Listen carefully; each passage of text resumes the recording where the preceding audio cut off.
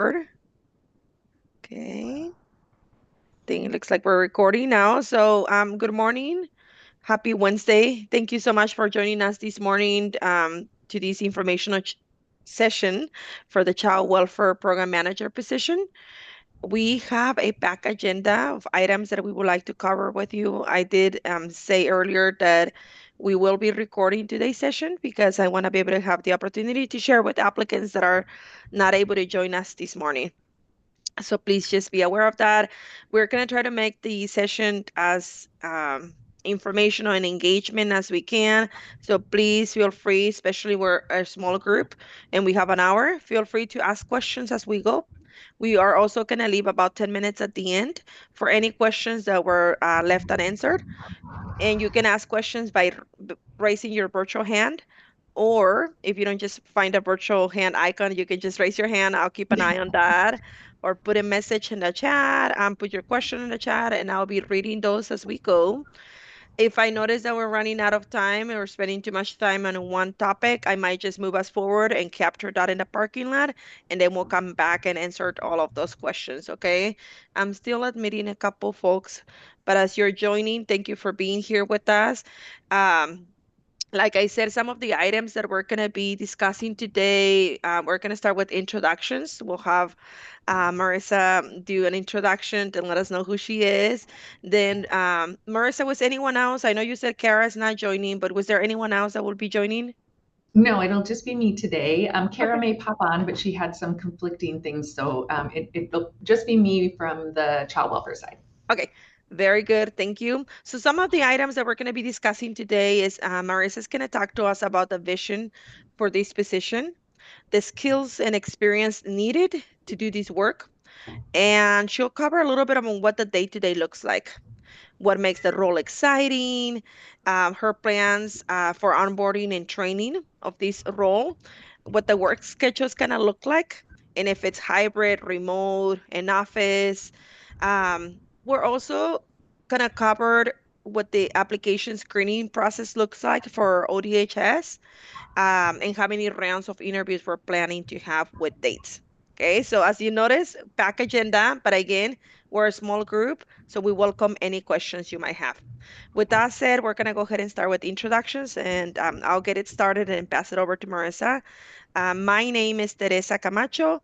I'm an executive recruiter. I'm gonna be the facilitator. I'm the recruiter assigned to this recruitment. Feel free to introduce yourself in the chat, and I'm gonna go ahead and pass it over to Marissa.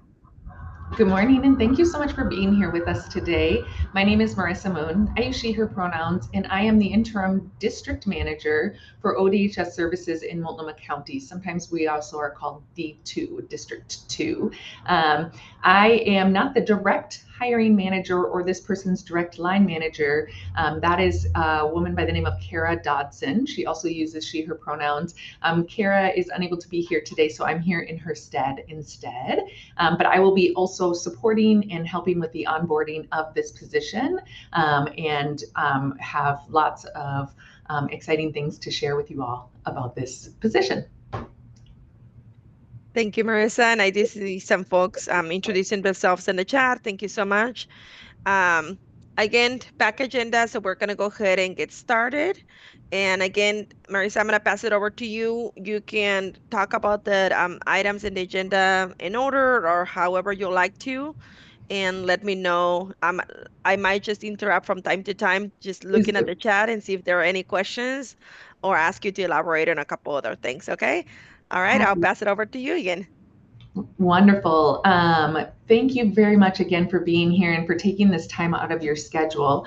This position is a program manager position, and within the agency of ODHS, a program manager position oversees a large group of staff and manages managers. So this position would be in charge of managing all of District 2's child welfare office managers and the business administrative staff, as well as our paralegals who work directly with our courts and with our Department of Justice assistant attorney generals. So this position also oversees our team that does all of our work internally to ensure that we are connected and accessing all of our federal revenue that we are able to for children who are in the care and custody of ODHS child welfare. So this is a really important position because it really helps our team to do the job that they do with children and families in the community, and helps our team to ensure that we are following all of our internal statewide and federal legislation regarding ensuring that we are in compliance with our legal requirements as well. And I'm fumbling a little bit, so I'm going to take a breath and start again. The vision for this person is to be a leader who helps and supports and develops our staff, who are our business administrators, as well as our paralegals. Those staff are often kind of doing things behind the scene to ensure that our day-to-day functioning is smooth and we don't have any kind of bumps in that. And they do all of our necessary business administration that keeps kind of our programs running as well. So I'm going to give you a couple of examples of what the business administrative staff do, so that gives you a little bit of a picture. And again, they are managed by an office manager, but you in this position would then be that office manager's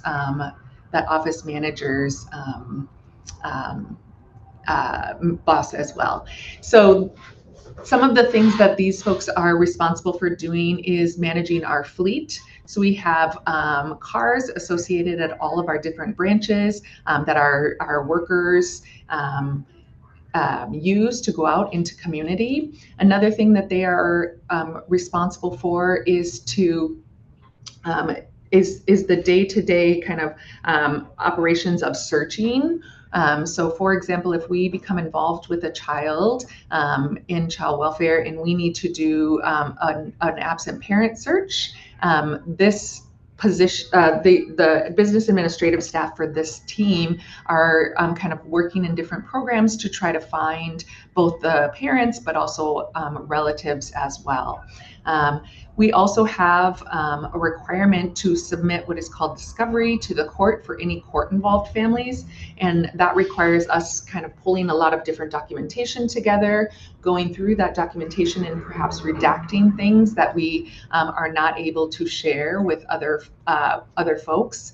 And so this team also kind of goes through every single piece of that and then submits it to the court for their approval. And they work very strongly with our paralegals, who also are working side by side with our workers and our supervisors as well. So you can see the importance of this particular role and why we need a strong leader to help us to ensure that we are continually doing the best quality work that we can do, while also innovating and looking for ways to really streamline things, and also to innovate and think through, are there ways that we can be even more effective in our time, and making sure that we're working smarter and not harder, which is our phrase that we've been using quite a lot lately. So the vision for the person within this position would be somebody who is able to listen, to understand situations, and then really work with their leaders that they are managing to help them innovate and think through kind of our current practices and see if there are other more effective and streamlined things that we could be doing. Also to provide that leadership through change management and just day-to-day working, because as you can imagine, conflict arises, and we have quite a lot of different moving pieces within child welfare. So the kind of skills and experience that we're looking for in a leader in this way is somebody who is able to be part of a team. So this position would be joining peers, so fellow program managers across the district. There are 6 total program managers, this being one of them. So they would join a team of colleagues that are doing a similar role.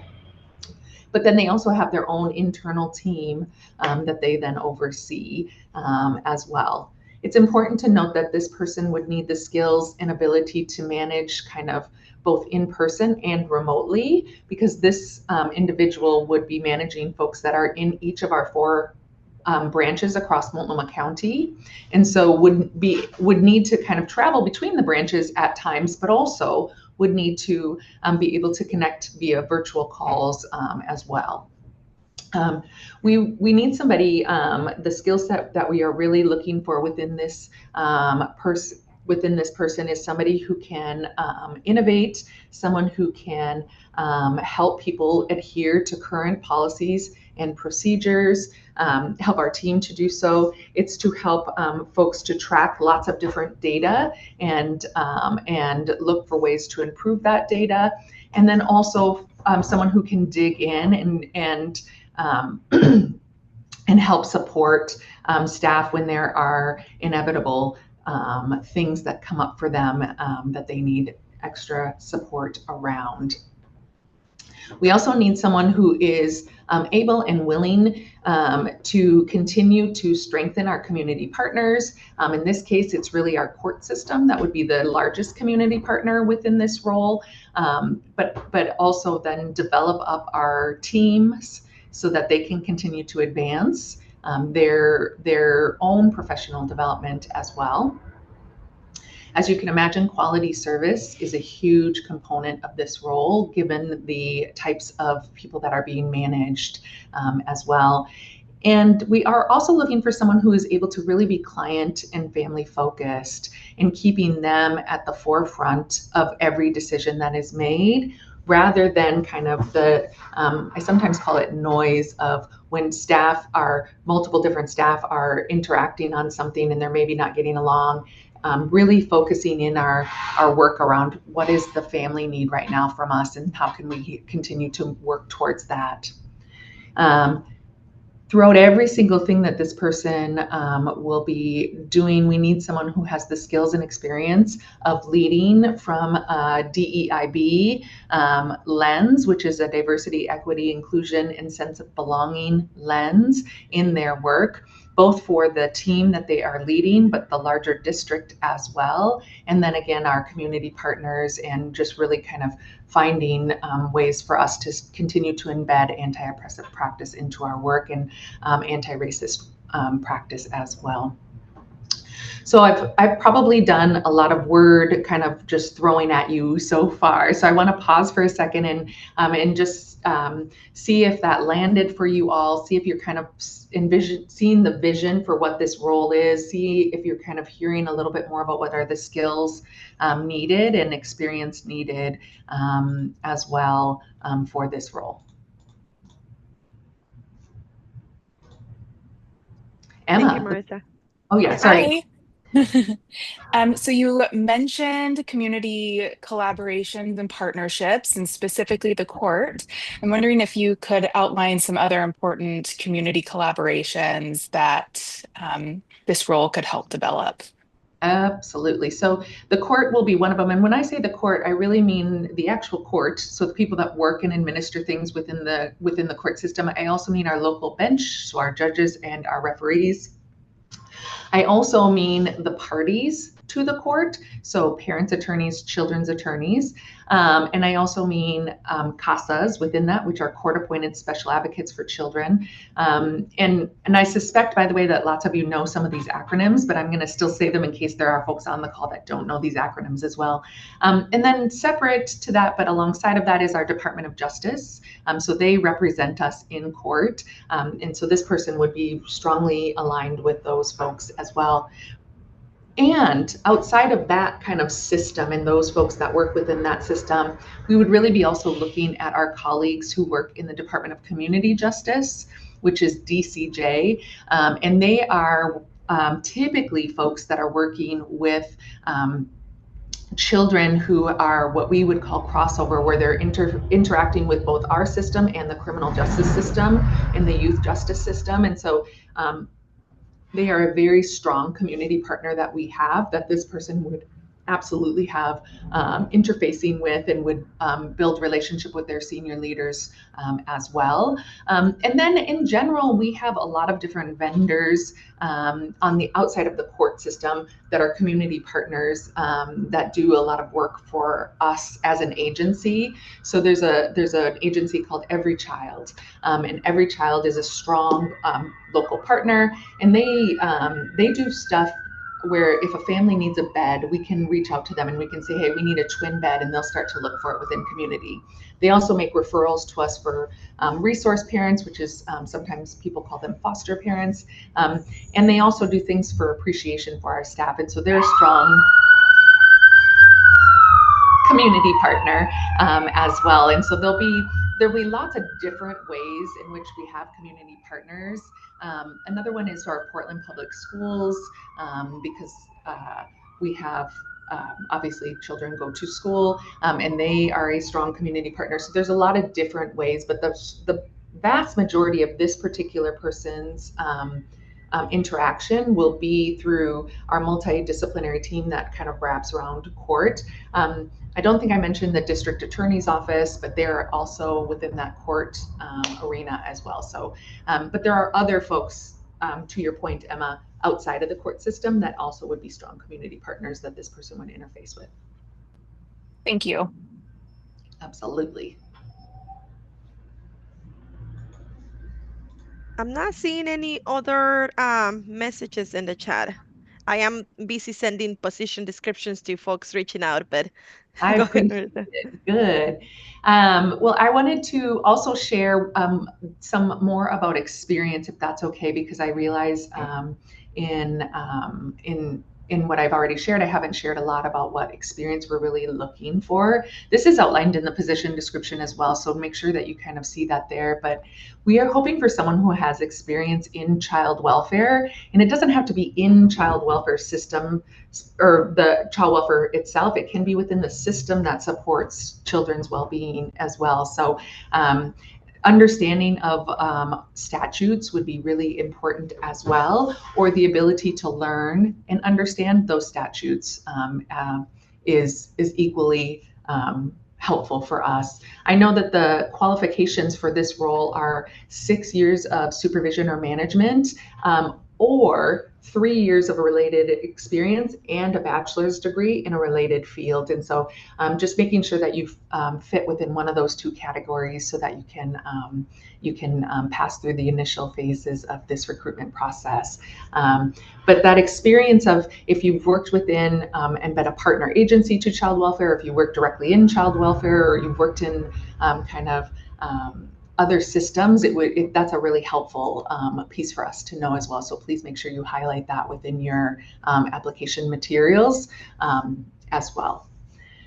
So I think the next thing I'd like to talk about is what does this job look like on a day-to-day basis, and give you a little bit of a picture of that. And if you have ever worked for a statutory organization, and that's an organization that is governed by state and federal statutes, you know that there are no 2 days that look the same. However, there is a little bit of a pattern to what we do.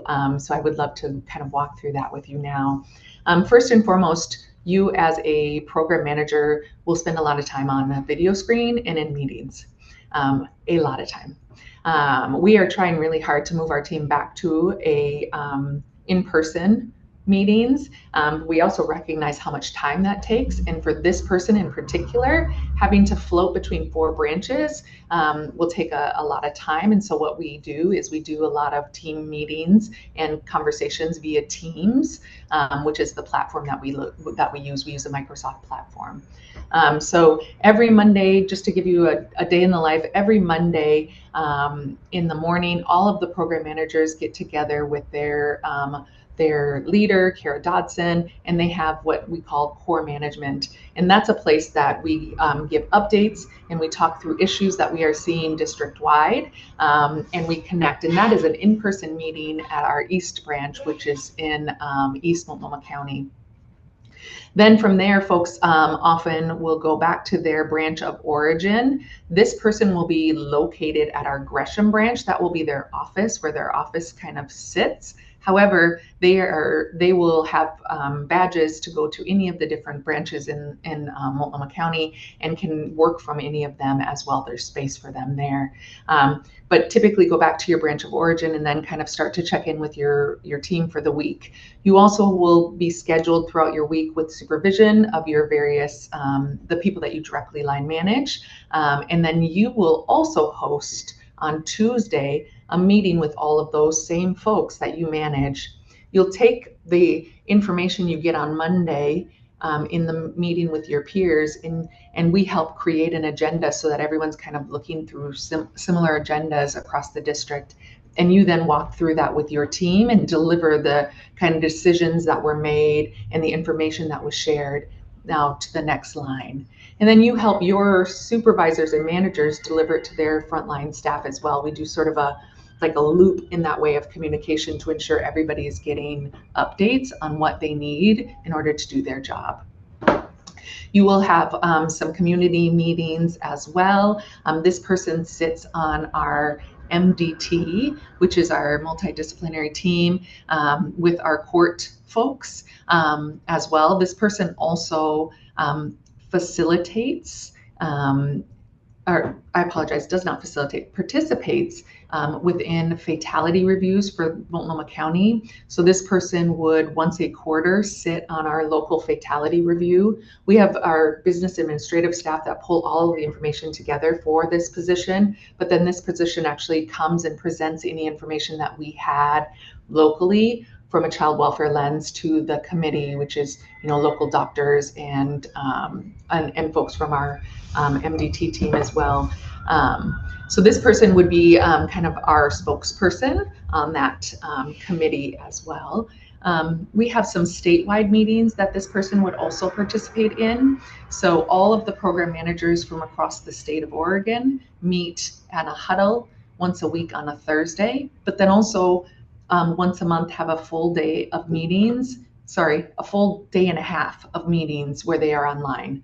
It can feel kind of overwhelming to do so, but you get a lot of really relevant and important information in those meetings that you are then responsible for helping to share out with your team as well. So you're kind of that conduit of information sharing, and you often have to take the information and make it into a little bit more bite-sized pieces for your team to make sense of and to then implement and operationalize locally.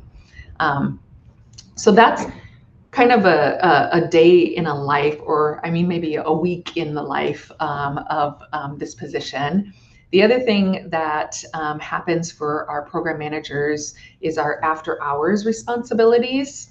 And so I want to describe what our after hours system looks like so that it doesn't feel quite so overwhelming when I share this. So to start off with, the overwhelming part potentially is that this person would be on call once every 6 weeks for a week, Tuesday to Tuesday. And that's from 5 p.m. until 8 a.m. the following morning. But let me walk you through what that looks like in practice. So first and foremost, we have 2 after hours supervisors, and they split up the week. They each work half the week. And they are responsible for things for the from 5 p.m. until about 9 p.m. Then we have a supervisor throughout the district who then becomes on call from that 9 p.m. until the following morning at 8:30. So anytime that anything is happening for child protective services or within for our children that we have custody for, and there's an urgent matter that cannot wait until the following morning, the first person that gets a call is either our after hours supervisor, depending on the time, or this on-call supervisor.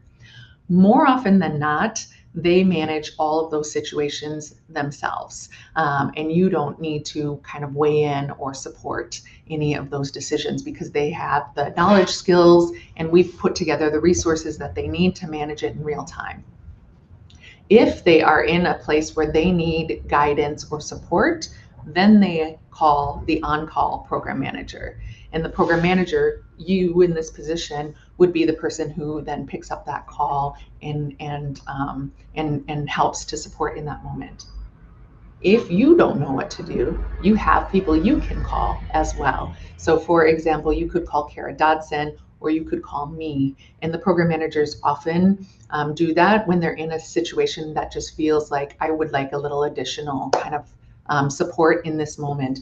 For example, if we're interfacing with other governmental agencies that we don't know kind of what our response might look like, that's a time that folks call me. And I've never not answered the phone, no matter what time it is. So it can feel daunting to folks, but hopefully there is some reassurance within that there's people around you that can support you and help you, no matter what time it is. And so you also would not be on call for the first 3 months of your employment while you're kind of getting to know things, and then would start that, but you would be in a buddy system for that first on call with either me or Kara, your direct line manager, as well. And then again, that resource is always there, that if you don't kind of know what to do in any given situation, that the phone line is open for you. So wanted to share that as part of the what does the day-to-day look like, and pause for a second because I see Emma has a question and I wanted to answer that, and also any other questions about the day-to-day. But Emma, go ahead.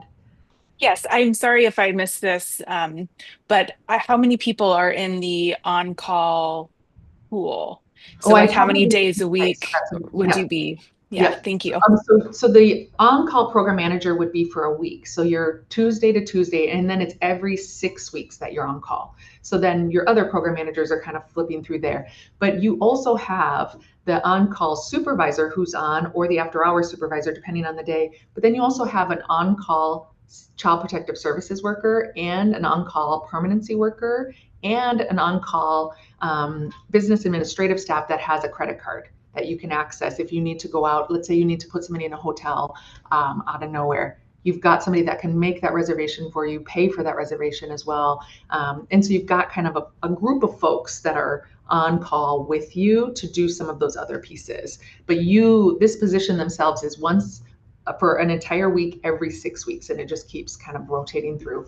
The other thing that people often worry about is because we just do a schedule of like A, B, C, D, E, like, and we just kind of keep going through. And we've never had a situation where somebody has a planned time off or something comes up.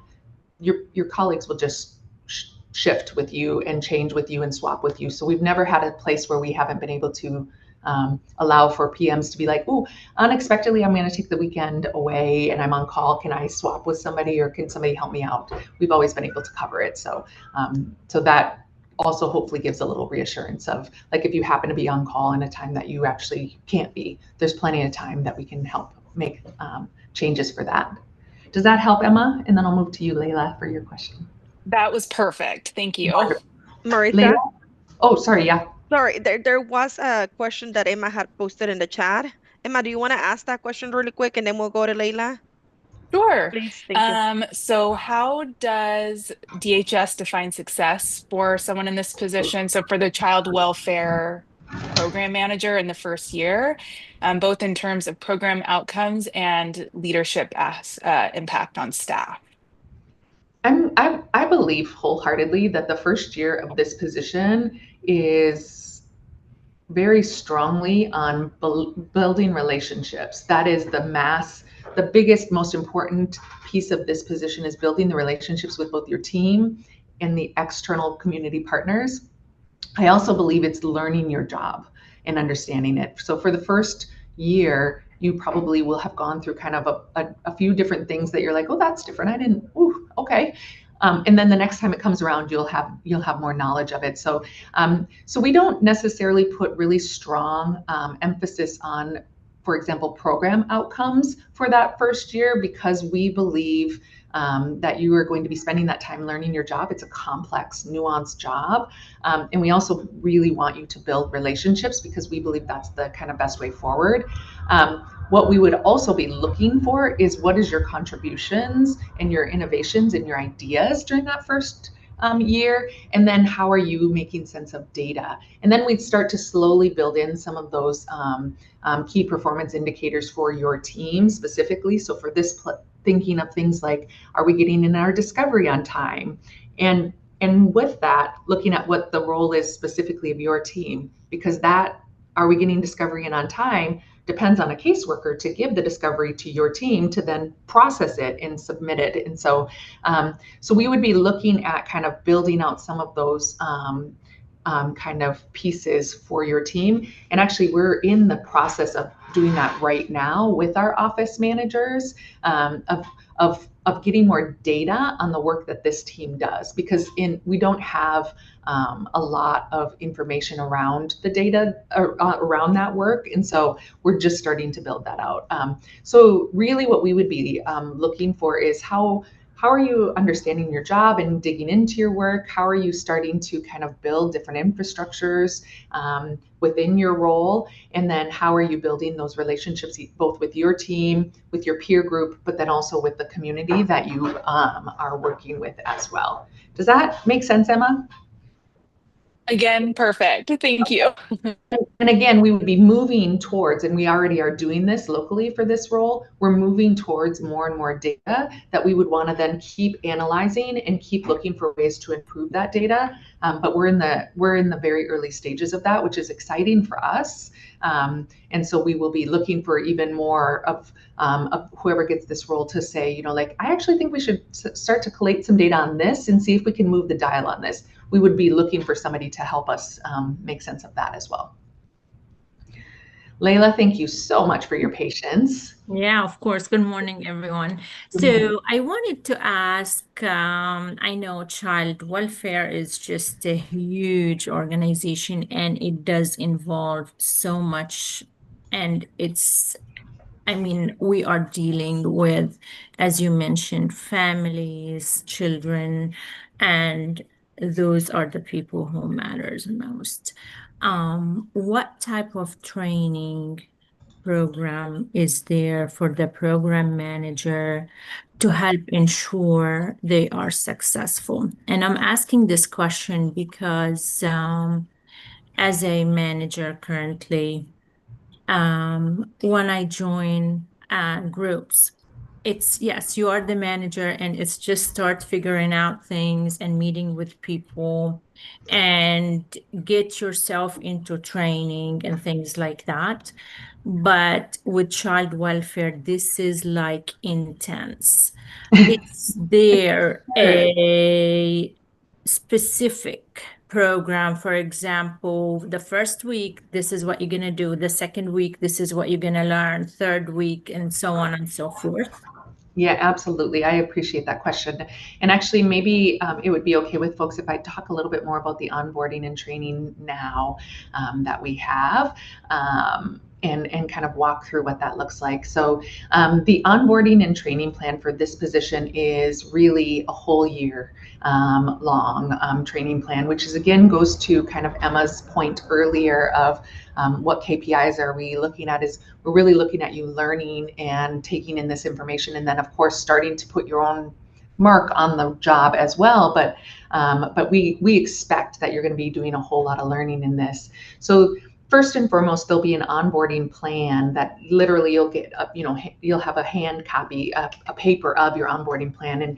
And that onboarding plan will be specifically tailored to whoever gets this position. And what I mean by that is we will look at where through the interview process where you have really strong skills and then where you may need some additional training or information, and we'll build around that for this individual. So if you have extensive knowledge in child welfare, we're not going to spend a whole lot of time in that area. We might spend time if you don't have it in our system and ODHS's system helping you learn that, but we'll look at other kind of components and build that out, or vice versa. So you'll have an individual onboarding plan that Kara develops for you, and that you'll have, it won't be day to day or week to week. It'll be a monthly plan of like, these are the things we want you to really focus on in this month. We'll probably give you that plan for about 6 months. We'll walk it through for about 6 months of these are the kind of things that we want you to focus on in month 1. Here's what we want you to focus on in month 2. And then we'll keep adjusting it, because inevitably something will move from month 3 to month 1. And so we'll have to kind of rearrange it. So it won't be something that like you will be following in the way that we set it out, because it's best laid plans, and then the world will happen, and so we'll adjust it and keep it going. So it'll eventually take probably longer than the 6 months as well. Within that, you also will have training that is formalized training as well of how to be a manager and be successful within ODHS as an agency. Even if you're an internal applicant, even if you're an internal applicant coming from child welfare specifically, you would still go to this training that helps you to learn how to be an ODHS manager as well. And it is, I believe, a 6 or 8 week training, and it's only one day a week, but it is in Salem, so you would be driving to Salem for that training and participating in that. And that really is going to focus you around the core values of ODHS and the administrative functions of your role. And so we have a strong contract with our team. We have a local labor union, SEIU, and you learn about kind of what's outlined within the contract as far as how you then would have to do any coaching or discipline with your staff, and you learn kind of what does that look like as well. So that would be a core component of this in a more formalized way. We would also have you do a lot of shadowing with other PMs or with other folks within the district to start to learn different things. And we would have you having lots and lots and lots of time with Kara or myself or a combination of us as well. This person is also going to be, their home branch is going to be the Gresham branch. There is another program manager that is based out of the Gresham branch as well. So they'll have somebody that is literally the office right next door that they can ask questions to as well. And then the other program managers are also a resource too. The other thing that we will do is we'll find you a mentor within the state. It'll be outside the district, so you have somebody else that you can kind of connect in with as well. Typically, it's another program manager, but for this role, we might find somebody in our business administrative team as well. We'll kind of see again what this person, whoever the successful candidate is, whatever they need in a mentor, we'll then try to match them up with somebody across the state, and they'll have some time with a mentor too. So that is what we tend to do within our onboarding and training plan. Again, it's really a year-long training and onboarding. We have what we call trial service.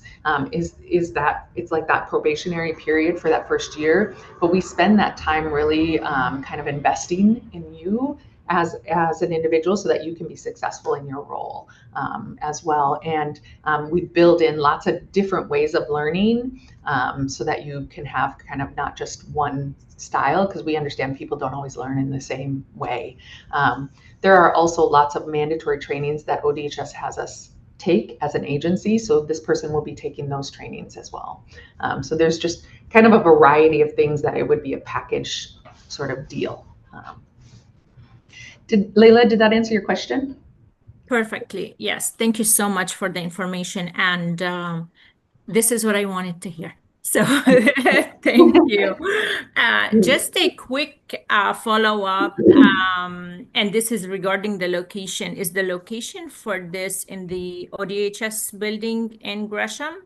Yes, it's The same building. it's on 222nd, or 223rd. 223rd, I apologize, 223rd, yes. It's actually a beautiful building. It was purpose-built for ODHS, and so it's a building that is shared with our self-sufficiency or our anti-poverty programs. And so child welfare kind of sits in half of the building, and self-sufficiency sits in the other half of the building. It's the views. There's so many windows, and the views are just like stunning. You can see Mount Hood really clearly. It's a wonderful, wonderful building, and it's only almost 4 years old, not even. So it's a new building as well. Thank you. Thank you both. Thank you, Leila, for asking questions. I'm gonna pause here for a second. Marissa, we have Kara that joined us. a little bit ago, and I wanted to give her the opportunity to introduce herself to the group. And then, Wonderful. yeah, and then there is another question in the chat, and we'll go back to our agenda after that. Sounds Kara, can wonderful. you please introduce yourself? Good morning, everyone. I'm so sorry to have showed up late. I've had some computer difficulties, and in fact, I wasn't thinking that my video was even going to switch on there, but there it is. Anyway, thank you all for joining us today. We're very excited to have you all here, have you interested in this position. We, of course, are looking forward to this process and having somebody join our team. And again, I just can't thank you all enough for your time this morning to join us. And Kara, I'm going to pivot it over to you in a second for a question of, so you can take a second to think about what makes this role exciting while I answer a question in the chat, if that's okay. So the question in the chat is this in this job position, does the program manager also need to raise funds in the administrative part, apart from their key responsibilities? Absolutely not. We are funded by lots of different things, but fundraising is not a part of this role, if I'm understanding your question correctly. So no, this person is responsible. One of your business administrative staff and your office managers help to deliver funds and help to facilitate payments and manage both of the internal and kind of physical pieces of funds that are given out. But this person does not do any fundraising, which I'm very grateful for. So thank you for that question. That's a really good question as well. So should I answer like what's the best part about this job? There are a lot of great parts about this job, and I think the best part is the team and working with the team, and that is, you know, the program manager team, but that is also the team that you're creating, you know, with your unit and your people.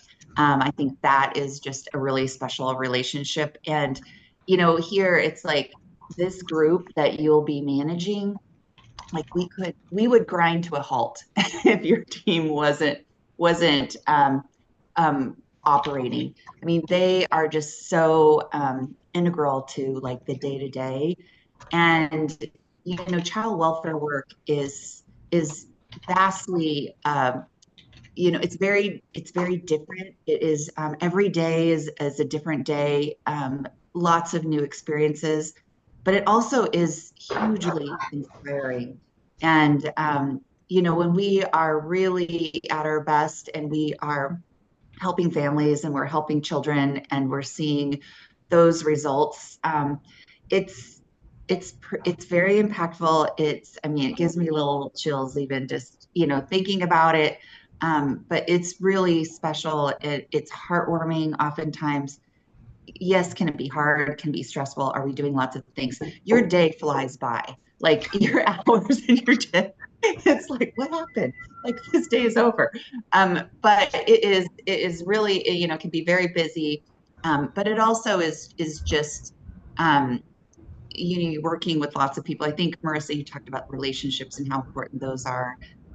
It really is. We're all in it together. We're all lifting together. And I just think that is it's really, really worthwhile work. Yeah. Agreed. I think one of the other things I would say that makes the role exciting is you're never bored. There's never there's not really 2 days that are exactly the same, and so you're constantly kind of being challenged and asked things. So we have a model here that we consult. We consult. So we consult with each other. We consult with our own leadership, and we consult with our central office colleagues who write policy, procedures, and rule. We believe wholeheartedly that that we do best when we are consulting with other folks while we're making decisions, and so that is also part of the culture that we have. And Emma asked a question of, can you share some examples of how the agency is currently advancing equity and culturally responsive practices within child welfare? And how would the position contribute to that work? I would love to. We have what we are working under, which is our vision for transformation. And Rebecca Jones-Gaston, our previous child welfare director, who later became an administrator for the Biden administration, created that vision for transformation. And in that vision for transformation, we have a lot of different tenets that we follow. One of them is that we believe that children do best when they are with their own community. And so we have tailored our practice accordingly to do just that. Another piece is what we've been talking about as well, is data-informed leadership.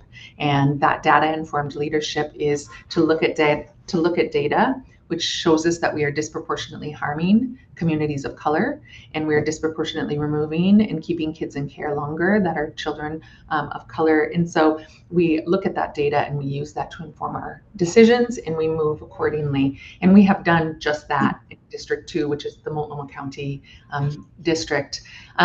The other piece is alongside of our vision for transformation, which is really like, I think of it as like an umbrella. It guides every single thing that we do. And then underneath it are kind of what are the practices and what are the actual things that are tangible a little bit more. First and foremost, we have committed almost all of our funds in our district to working with local providers that are culturally responsive and culturally appropriate. Almost all of our contracts are specified in just that. The other piece that we are doing is equity work with our teams internally, and we follow the RISE culture, which is something that we have been taught, and we are continually learning because it's not something that you get to kind of an end result of. And so we work really hard to ensure that we are embedding the RISE culture into the work that we do. Our team also holds us accountable as leaders, and we hold them accountable as our workforce within that. And we have equity meetings in different spaces. So we have an equity meeting for the program managers. There's a statewide one, and we have a local one where we walk through kind of what are we doing and what are we seeing and how can we move. It looks different in different parts of the state, which is interesting. A rural area has very different challenges than we do here in the Portland metro area.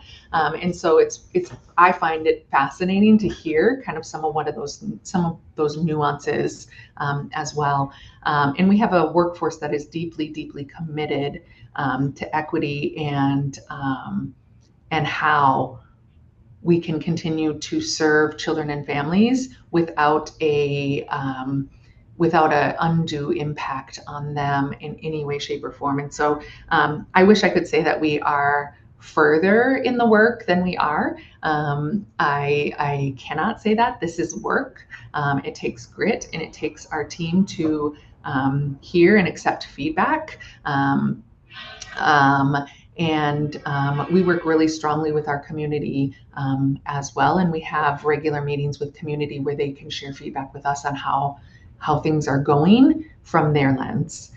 We're doing some listening sessions right now. We have a culturally specific agency named REAP. It's a local culturally responsive and culturally appropriate agency who's doing listening sessions on our behalf. And then kind of collating that information and sharing it with us as well, so that we can hear in real time what the impact is that people aren't telling us too, so that we can get kind of a really broad picture within that. So this position is integral within that as a leader, overseeing, I think it's just about 100 different staff of the 500 that we have in Multnomah County in child welfare. This leader has a large team that they would be responsible for advancing racial equity work within that team, and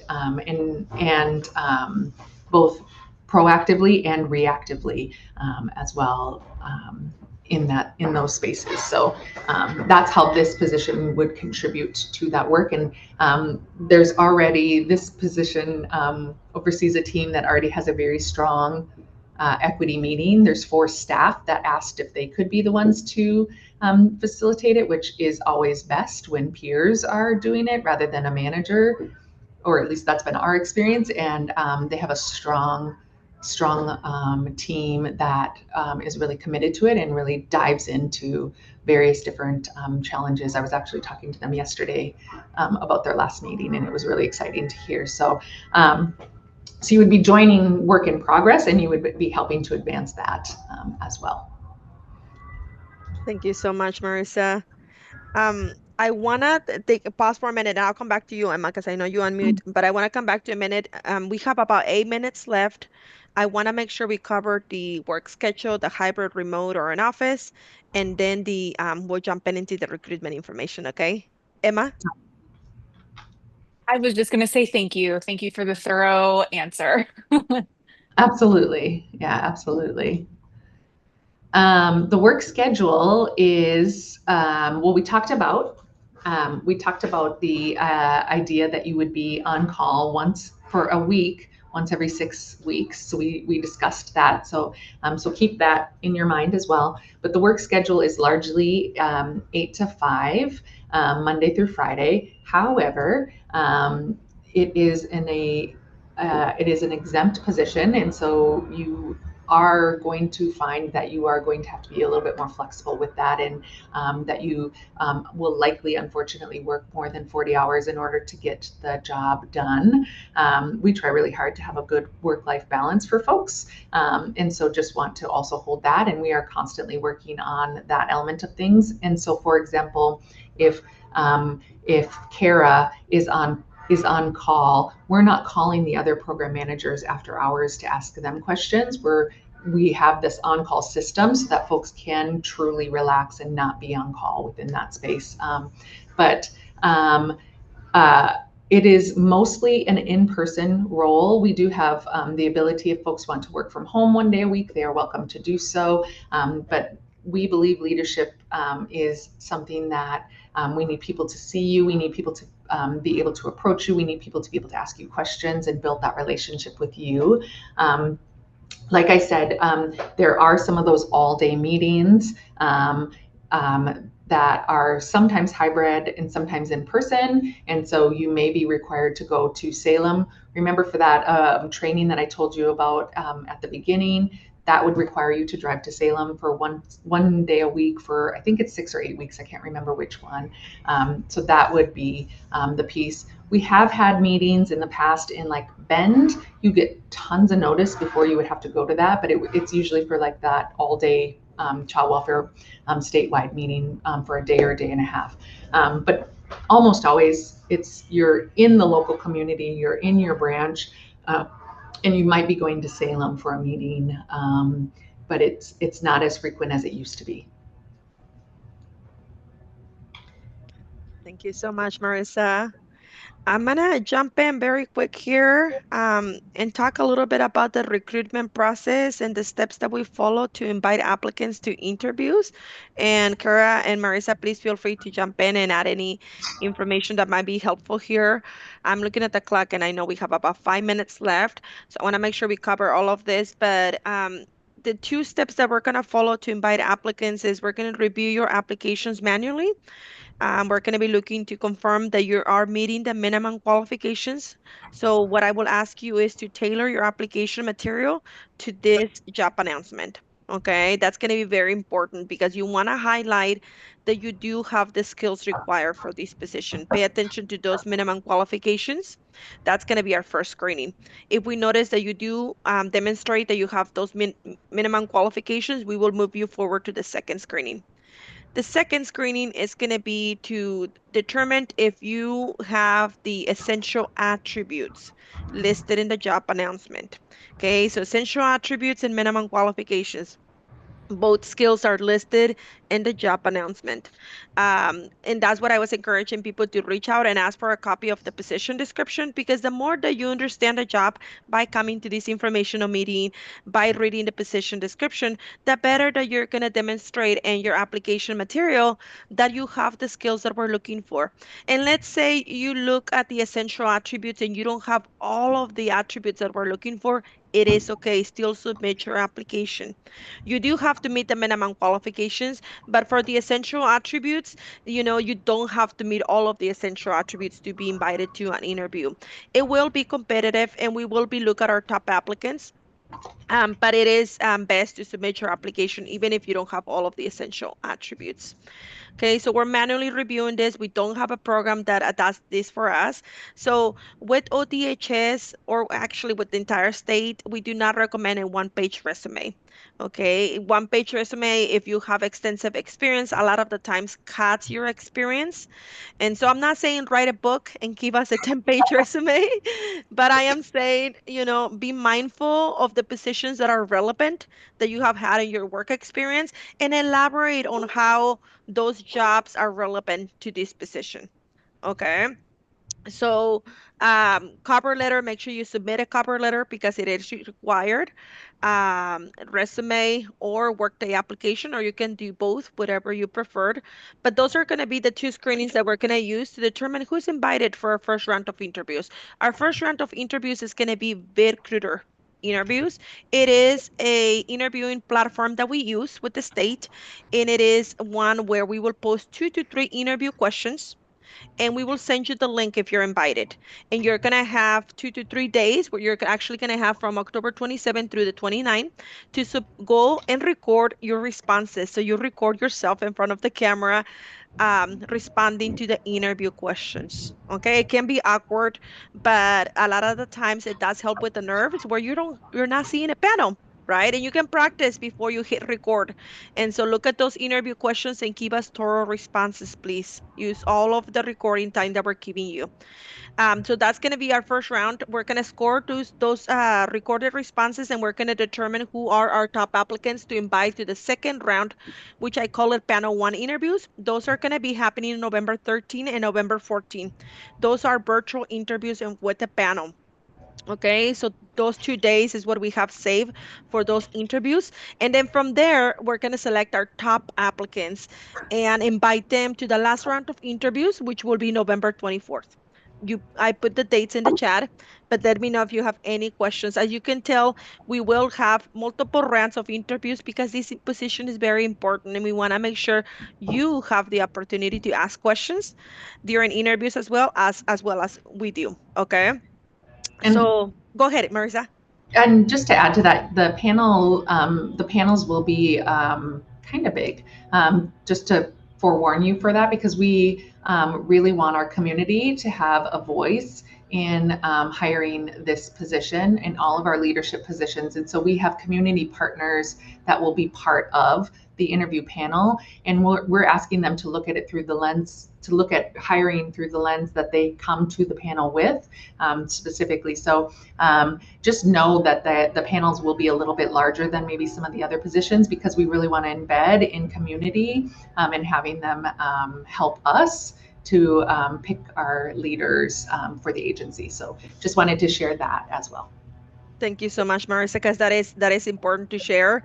The other part of that too is that we will try to prepare you for those interviews. We're going to send interview questions a day or two in advance so that you can prepare yourself, right? And you can bring thorough responses. We're going to send emails with information about how we're going to be facilitating those interviews. So we're hoping that you can see us informing you throughout the entire recruitment process, and you can reach out and ask any questions that you might have. Okay, I know we're out of time, but I want to ask Marissa and Kara if there are any last minute thoughts. I mean, I stand in a place of just being grateful that you all have an interest in this position. We are very excited about hiring this next leader for us, and just really want to encourage you all to apply. And very grateful that you spent an hour with us today. Thank you. Thank you for your time.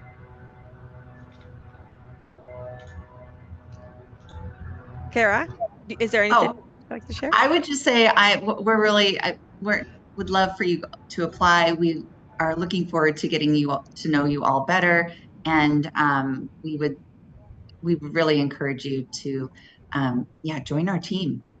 Come join us. Perfect.